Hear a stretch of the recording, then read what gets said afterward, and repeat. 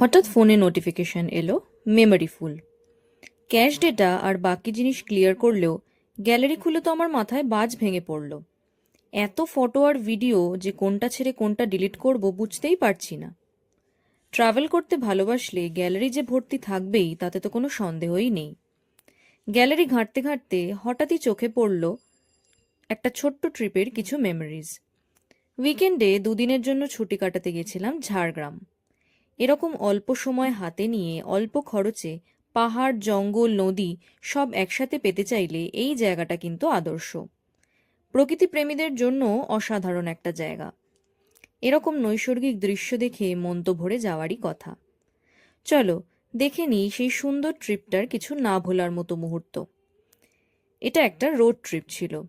আমরা অনেকেই একসাথে গিয়েছিলাম, তাই বাস বুক করা হয়েছিল। যেতে যেতে রাস্তার কিছু দৃশ্য ক্যাপচার করেছিলাম। প্রত্যেকটা মুহূর্ত ভীষণ সুন্দর। দেখো, মনে হচ্ছিল ফোনের ক্যামেরাটা অন করেই রাখি পুরো রাস্তাটা। চারদিকটা বেশ সুন্দর গ্রাম্য পরিবেশ। শহরের ইট কাঠ পাথরের মেকি সৌন্দর্যের থেকে একটু ব্রেক নিতে এরকম সবুজে ঘেরা গ্রাম্য পরিবেশে এসে মনটা বেশ ফুরফুরে হয়ে যায়। এদিকটায় দেখো, ধান চালানোর মেশিন।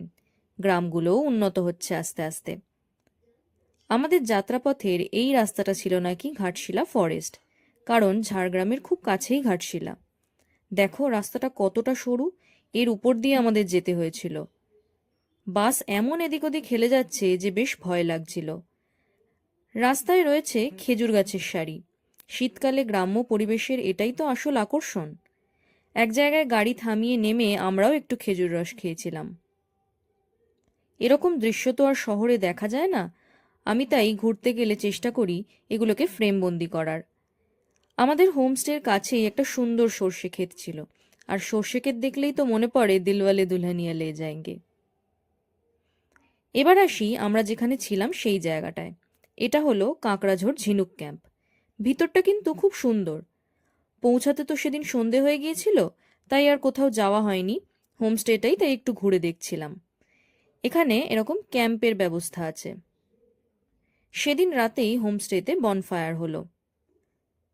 পরদিন সকালে হোমস্টের আশপাশটা একটু ঘুরে দেখছিলাম।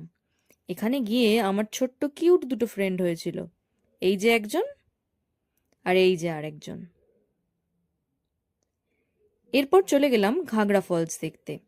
কলসির মতো দেখতে একটা খাদের মধ্যে দিয়ে জল বয়ে যায়, তাই এর নাম ঘাগড়া, অর্থাৎ কলসি। কালো রঙের পাথরের মধ্যে দিয়ে এরকম গিরিখাত হয়ে রয়েছে, আর এই গিরিখাতটাই হলো এখানকার প্রধান আকর্ষণ। এছাড়াও এটা বিনামূল্যে অসাধারণ একটা পিকনিক স্পট। এরপর গেলাম বেলপাহাড়ি।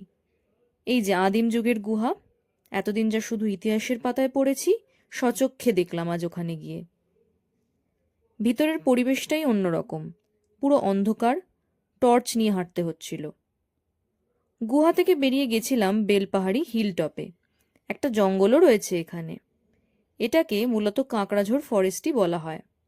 বলেছিলাম না, পাহাড়, নদী, জঙ্গল সব আছে এখানে। শেষ দিনে গেলাম মুকুটমণিপুর। এটা ছিল মুকুটমণিপুর বাঁধ। কংসাবতী ও কুমারী নদীর সঙ্গমস্থল থেকে একটু দূরে ভারতের দ্বিতীয় বৃহত্তম মাটির তৈরি বাঁধ এটা। এখান দিয়ে নিচে নেমে একটু লেকটাও দেখে এসেছিলাম। এখানকার প্রাকৃতিক সৌন্দর্যের ব্যাপারে যতই বলবো ততই কম। 3 দিনের এই ছোট্ট ট্রিপটা প্রকৃতিপ্রেমীদের ভালো লাগা তো আবশ্যক। আজ তাহলে এই পর্যন্তই। আবার দেখা হবে কোনো নতুন অজানা দেশের অজানা কোনো নতুন গল্প নিয়ে।